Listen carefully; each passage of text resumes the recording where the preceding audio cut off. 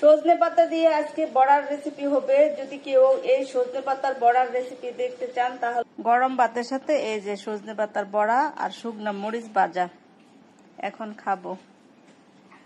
সজনে পাতা বড়া বানানোর জন্য আমি কি কি উপকরণ নিয়েছি সবগুলো উপকরণের নাম আপনাদের সাথে শেয়ার করব। প্রথমে বলছি ডাল ব্লেন্ডার করে নিয়েছি, তারপর হচ্ছে ধনিয়া পাতা কুচি, পেঁয়াজ কুচি, সাথে আছে আদা রসুনের পেস্ট, এখানে হচ্ছে আলু গ্রেট করা নেওয়া হয়েছে, কাঁচামরিচ। ফাইনালি সজনে পাতার বড়াগুলি ভেজে ফেললাম। সজনে পাতা দিয়ে আজকে বড়ার রেসিপি হবে। যদি কেউ এই সজনে পাতার বড়ার রেসিপি দেখতে চান তাহলে বলবো ধৈর্য সহকারে পুরো ভিডিওটা দেখেন, তাহলে বুঝতে পারবেন আমি কিভাবে সজনে পাতা দিয়ে বড়া বানাই। এই বড়াটা খেতে যেমন মজা তেমন স্বাস্থ্যের জন্য অনেক উপকার হয়। সজনে পাতা দিয়ে আপনি যে কোনো রেসিপি বানাইতে পারবেন।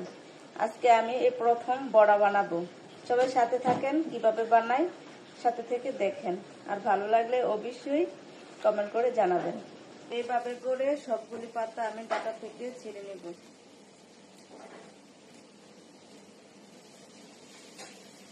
ডাটা থেকে এভাবে সবগুলি পাতা ছিঁড়ে নিচ্ছি। সজনে পাতা বড়া বানানোর জন্য এখন আমি কিছু ডাউল ব্লেন্ডার করে নেব। ডাউলগুলি কিন্তু আমি অনেক আগে ভিজিয়ে রাখছি। যদি আপনাদের শিলপাটা থাকে শিলপাটায় বেটে নেবেন, আর না হয় ব্লেন্ডারও করা যাবে। এখন আমি ব্লেন্ডার করব। ডাউলগুলি এখন ব্লেন্ডার করে নিলাম। এখন পাতাগুলি ভালোভাবে ধুয়ে নেব, কারণ পাতার মধ্যে ধুলিবালি থাকতে পারে।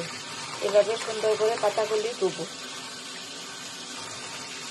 সজনে পাতা বড়া বানানোর জন্য আমি কি কি উপকরণ নিয়েছি সবগুলো উপকরণের নাম আপনাদের সাথে শেয়ার করব। প্রথমে বলছি ডাল ব্লেন্ডার করে নিয়েছি, তারপর হচ্ছে ধনিয়া পাতা কুচি, পেঁয়াজ কুচি, সাথে আছে আদা রসুনের পেস্ট, এখানে হচ্ছে আলু গ্রেট করা নেওয়া হয়েছে, কাঁচামরিচ কুচি, হলুদ মরিচ লবণ একসাথে। এখন সজনে পাতাগুলি দিয়ে একসাথে মেখে নেব। কেমন হবে রেসিপিটা প্লিজ সবাই কমেন্ট করে জানাবেন, আর ধৈর্য সহকারে সম্পূর্ণ ভিডিওটা দেখেন। খেতে কিন্তু খুবই স্বাদ হয় এভাবে যদি সজনে পাতা দিয়ে আপনি বড়া বানান। সবগুলি উপকরণ এইভাবে একসাথে করে মেখে নেব।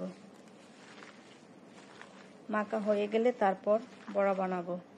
সবাই সম্পূর্ণ ভিডিওটা দেখেন, অবশ্যই আপনারা খেতে পারবেন আমার মতো এভাবে সজনে পাতা দিয়ে ডাউলের বড়া।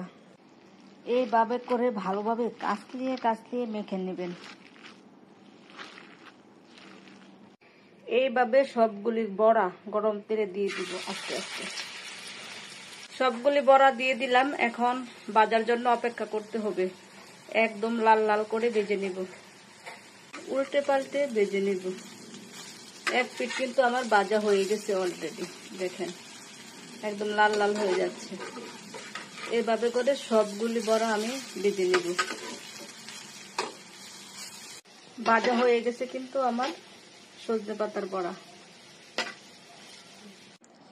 ফাইনালি সজনে পাতার বড়াগুলি ভেজে ফেললাম। এখন গরম ভাতের সাথে শুধু খাবো। গরম ভাতের সাথে এই যে সজনে পাতার বড়া আর শুকনা মরিচ ভাজা এখন খাবো।